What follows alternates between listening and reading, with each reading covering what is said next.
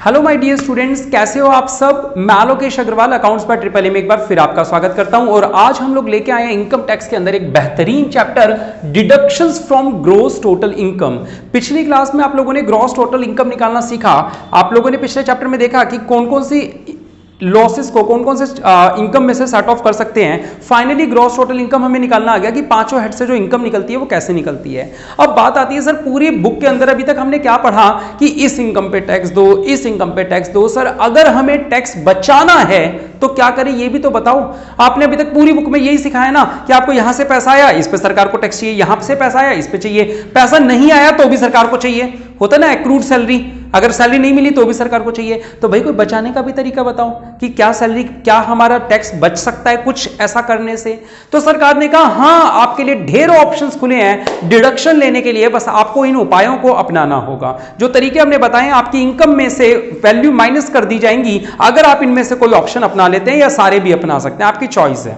आओ तो हम आज पढ़ने जा रहे हैं deductions from gross total income, यानी वो छूट जो सरकार ने दे रखी है सेक्शन 80C से सेक्शन 80U तक हमें कवर करना है। 80C से सेक्शन, और इन सबके सेक्शन हमें याद होने चाहिए सेक्शन के साथ, यानी ये सारे रूल्स याद होंगे। तो बेटा सेक्शन के साथ हम रूल्स याद करेंगे। सेक्शन 80C से 80U तक कवर करना है हम लोगों को इस पूरे चैप्टर में। अगर हम बोले चैप्टर यानी सेक्शन 80 का चैप्टर, ये सेक्शन कौन से चैप्टर का है? सेक्शन 80 का चैप्टर है। सेक्शन 80 में सारी क्या दे रखी है? हमारी डिडक्शंस दे रखी है कि भाई छूट आपको लेनी है तो इसी सेक्शन में मिलेंगी सारी। तो 80 के अंदर अलग अलग सेक्शन अभी हम कवर करने वाले हैं। पहले बात करते हैं कि किस तरीके से छूट मिलती है। सरकार कहती है कि पहले आप अपनी पूरी इनकम कैलकुलेट कर लो, फिर जैसा जैसा हम कह रहे हैं अगर आपने इनमें से कोई भी काम किया है तो आपको उस सेक्शन में उस सेक्शन के रूल्स के हिसाब से छूट मिल जाएगी। आज हम पहले एक बार चैप्टर का ओवरव्यू देख रहे हैं, यानी चैप्टर में हमें क्या क्या कवर करना है, कौन कौन से सेक्शन कवर करने हैं, फिर एक एक सेक्शन को लेकर उसमें डिटेलिंग पढ़ेंगे। कुछ सेक्शन काफी लंबे रहेंगे, 80C 80G ये सेक्शन काफी लंबे रहने वाले हैं। इसके अलावा जो बाकी सेक्शंस हैं वो एक एक क्लास या आधी क्लास के भी नहीं है, मतलब एक दिन में 3-3 भी कवर हो जाएंगे, ऐसे भी सेक्शंस हैं। तो ऐसा नहीं है कि सारे ही लंबे लंबे हैं, कुछ छोटे भी मिलेंगे इनमें। तो आइए पहले बात करते हैं सेक्शन 80C किस चीज का है। सबसे बड़ा सेक्शन अगर 80G या 80C बोला जाए, ये दो सेक्शन सबसे बड़े हैं 80G और 80C, और लाइफ टाइम याद रहेंगे। 80G तो फिर भी कोई काम में नहीं लेता, लेकिन 80C ही सबसे इंपॉर्टेंट सेक्शन है। मैं कहता हूं अगर आप पूरा चैप्टर कभी लाइफ में भूल भी जाओगे तो एक सेक्शन कभी नहीं भूलोगे लाइफ में, वो है सेक्शन 80C। जैसे मान लो फाइनेंस में रेशो का चैप्टर पढ़ते हो तो करंट रेशो कभी नहीं भूलते, जीपी रेशो कभी नहीं भूलते, पीवी रेशो आप कभी नहीं भूलते। कुछ चीजें ऐसी हैं जो आपको परमानेंट मेमोरी में स्टोर हो जाती हैं। उसी तरह सेक्शन 80C भी आपके परमानेंट मेमोरी में स्टोर होने वाला है बेटा, है ना। आप अभी भी अगर सैलरी के चैप्टर से एचआरए वेचआरए भूल गए होंगे, काफी चीजें ग्रेचुइटी पेंशंस भूल गए होंगे, डीएनएस अलाउंस भूले हो क्या? नहीं ना, क्या कुछ होता ही नहीं था सर। अच्छा एजुकेशन अलाउंस भूले हो, हॉस्टल एजुकेशन भूले हो क्या? नहीं, ये आपके दिमाग में स्टोर हो चुके हैं। बाकी अलाउंस हो सकता है भूल गए होंगे, मेडिकल अलाउंस में कोई छूट होती है, फुली टैक्सेबल होता है, लेकिन आपके दिमाग में एजुकेशन अलाउंस स्टोर हो गया होगा, है ना। इसी तरह 80C भी आपके दिमाग में पक्का स्टोर हो जाएगा। 80C में सरकार ने छूट दी है इन्वेस्टमेंट बेसिस पे।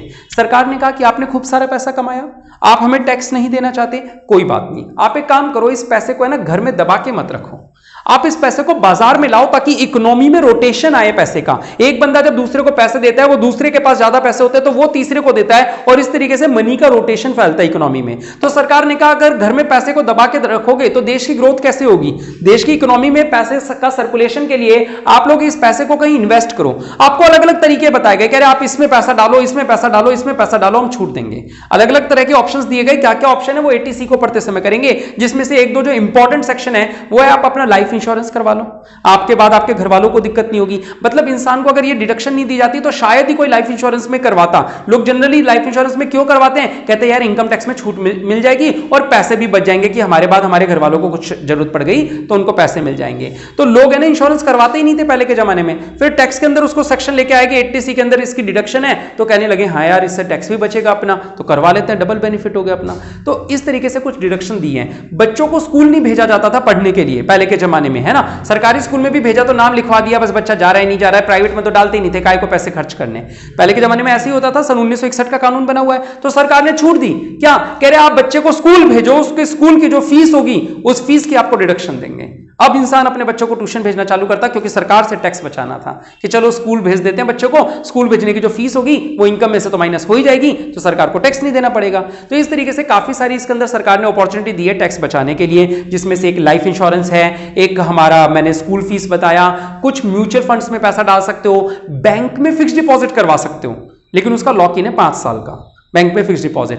अब प्रोविडेंट फंड पीपीएफ अपन ने पढ़ा था एक टॉपिक सैलरी के चैप्टर में, मैंने 4 प्रोविडेंट फंड पढ़ाए थे, जिनमें से एक सैलरी के चैप्टर में काम नहीं आता था, वो होता था पीपीएफ। हम सैलरी में 3 चीजें काम में आई, आरपीएफ, यूआरपीएफ और गवर्नमेंट वाला जो होता था अपना एसपीएफ, स्टैट्यूटरी प्रोविडेंट फंड।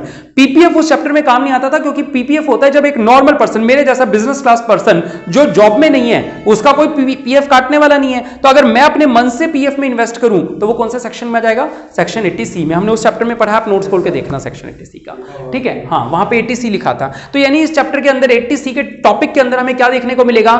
हमें वो सारे रूल्स याद करने होंगे कि कहां कहां इन्वेस्टमेंट अपॉर्चुनिटी हमारे पास है, जहां पे पैसे देने से हमें डिडक्शन मिल सकती है, ठीक है। 80C समझ में आया? चलो ठीक है। 80CCC ये है एन्युटी प्लान ऑफ LIC, जो कि जनरली बिल्कुल फेक और बिल्कुल फर्जी और कुछ नहीं है, लाइव खैर बोलना नहीं चाहिए, आपको मिलेगा भी नहीं किसी सवाल के अंदर। 80CCC LIC ने एक एन्युटी प्लान बना रखा है। एन्युटी का मतलब होता है, जैसे मान लो मेरा पेंशन प्लान है, मैं अब एक बिजनेस क्लास इंसान हूं, मुझे कोई पेंशन तो मिलेगी नहीं, तो मैं क्या करता हूं, पहले थोड़े टाइम तक, लगभग अगले आने वाले 20-25 साल तक LIC को पैसे देता हूं, हर साल या हर महीने।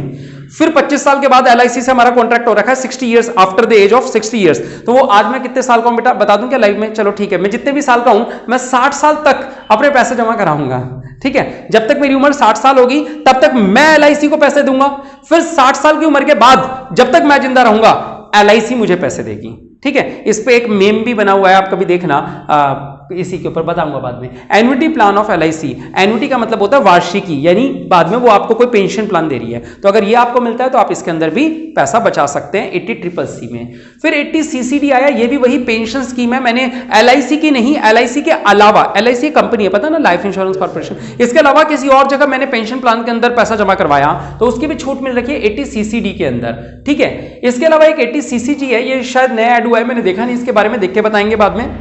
80CCG इन्वेस्टमेंट अंडर RGESS क्या है, एक बार बाद में देख के बताएंगे इसको, ठीक है। 80D देखो, लाइफ इंश्योरेंस जो है, लाइफ इंश्योरेंस वो है 80C में, लेकिन एक होता है मेडिकल इंश्योरेंस। आपको पता है दोनों में फर्क? मेडिकल इंश्योरेंस होता है मेडिकल ट्रीटमेंट के लिए, जैसे मान लो अभी रास्ते में मैं जा रहा हूं और घर जाते जाते मेरा एक्सीडेंट हो गया, तो हाँ या तो अब मेरे को हॉस्पिटलाइज एडमिट हो गया, अब मेरे पास तो पैसे भी नहीं है ट्रीटमेंट करवाने के, इन दिनों मंदी वैसे चल रही है, और या मेरे को कोरोना हो गया बेटा, है ना, कोरोना हो गया, अब बिल बना दिया उन्होंने 2.5 लाख का हॉस्पिटल वालों ने। अगर मैंने मेडिकल इंश्योरेंस करवा रखा है तो मैं बेफिक्र होकर बढ़िया से 5 स्टार हॉस्पिटल में जाऊंगा, होटल में नहीं, 5 स्टार हॉस्पिटल में जाऊंगा, वहां पे बढ़िया से अपना इलाज कराऊंगा, 4 दिन एक्स्ट्रा रह के आऊंगा। सारे पैसे कौन भरेगा? इंश्योरेंस कंपनी, जिनसे मैंने मेडिकल इंश्योरेंस करवा रखा है।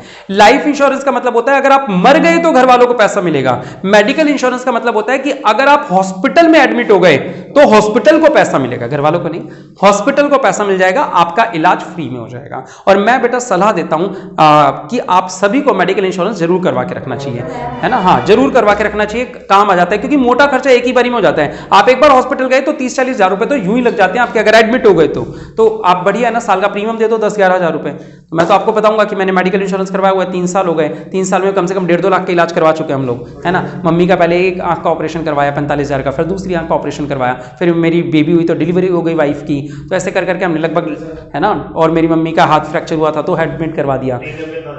प्रीमियम 11,000 रुपये साल के, 11,700, है ना, तो 20-30 हजार रुपये दिए 3 साल के अंदर, 1.5-2 लाख रुपए तो वसूल लिए, है ना। तो आप लोगों को भी जरूर करवाना चाहिए। क्या क्या बोले? अच्छा, फिट रहते हैं बेटा, एक्सीडेंट फिट रहने वालों के भी होते हैं। नहीं, मम्मी का हार्ट टूटा ना, हमने 4-5 दिन एडमिट करवाया, 3 दिन एडमिट करवाया।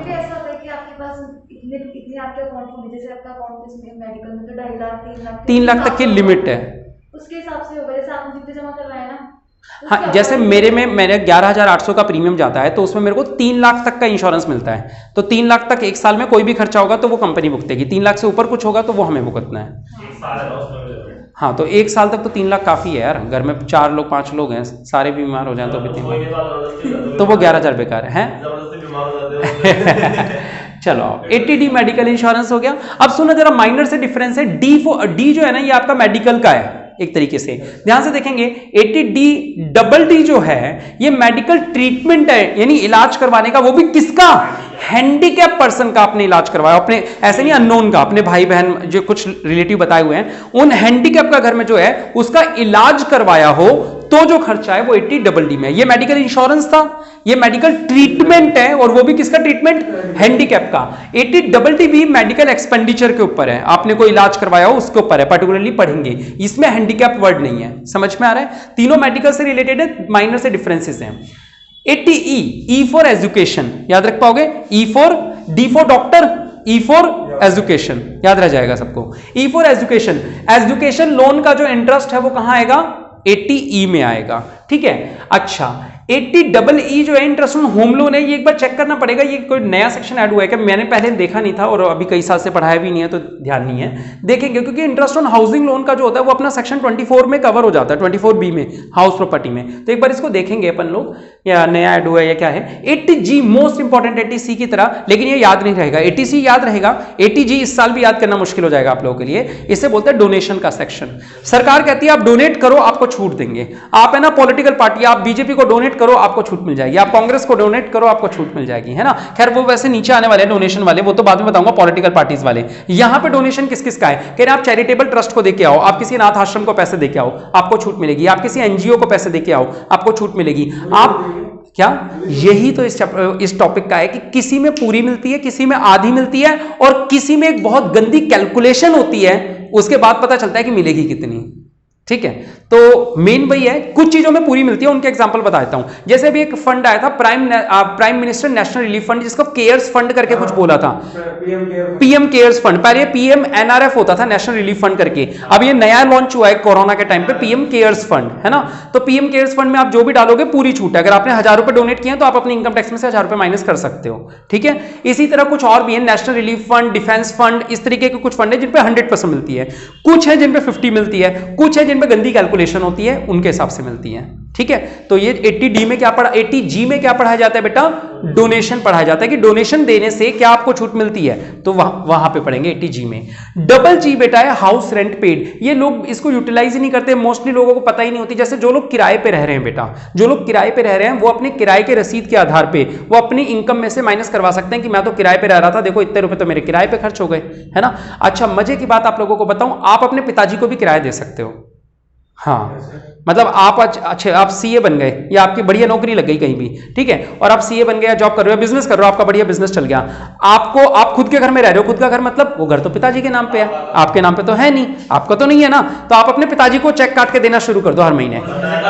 घर में ही तो पैसे हैं, क्या फर्क पड़ता है, पापा के नाम पे चेक काटा है, अब आप दिखा दो इनकम में से कम की, ये तो मेरा रेंट जा रहा है। इट डबल जी, बिल्कुल सही, हमारा फ्लैट भी हमारी दीदी के नाम पे है, मैं रेंट पेड दिखाता हूँ